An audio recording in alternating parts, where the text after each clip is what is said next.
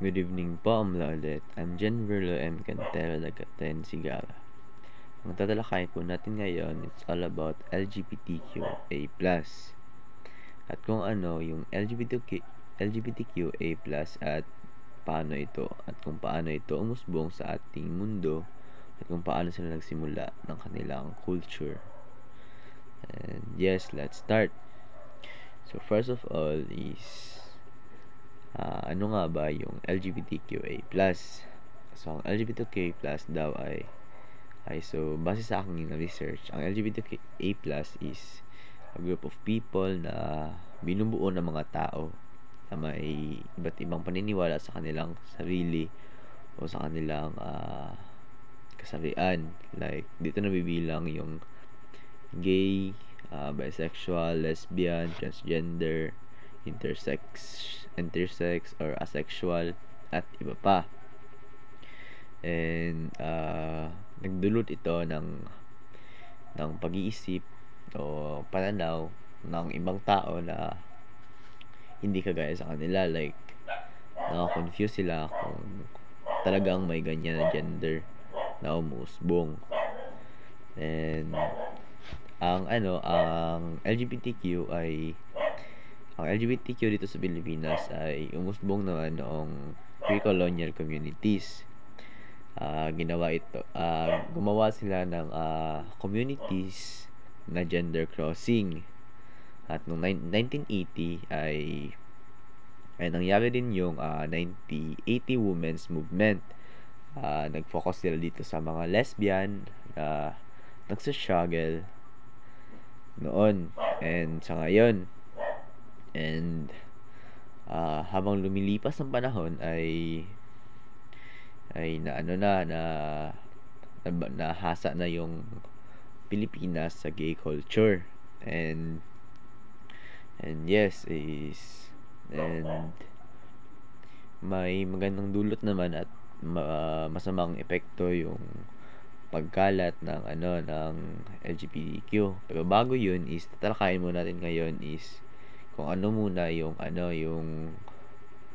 pagsimula nila sa ngayon is halos kasi ngayon is mostly is sa internet nila nakikita yung mga lalaki sa lalaki, babae sa babae, di ba ganun? And parang ang iba kasi is late nila na-realize na ganun pala sila. Like, pag nakita nila yung sa internet is parang naka-confuse sila kung ano ba talaga yun na ginagawa nila.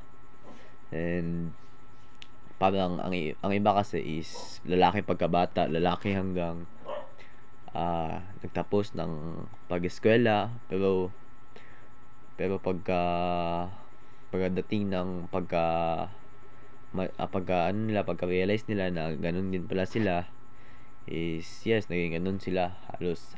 Hindi naman halos, pero may nakakita ako sa internet.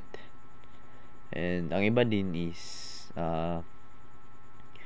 babae, kunyari sa babae is pag nasasaktan sila is parang yun yung nagtutulak sa kanila na wag pumili ng mga lalaki.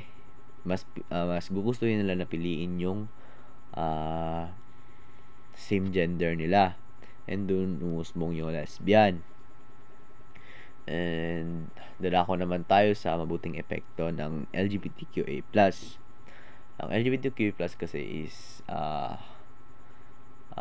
halos kasi dyan is hindi naman sa pagiging judgmental, pero pag nakikita ko sa internet is parang sumusobra sila minsan, pero may mabuting epekto sila sa ating komunidad. Like, for example is maraming LGBTQ ay maraming tao ang nasasali sa LGBTQ na tumutulong tuwing may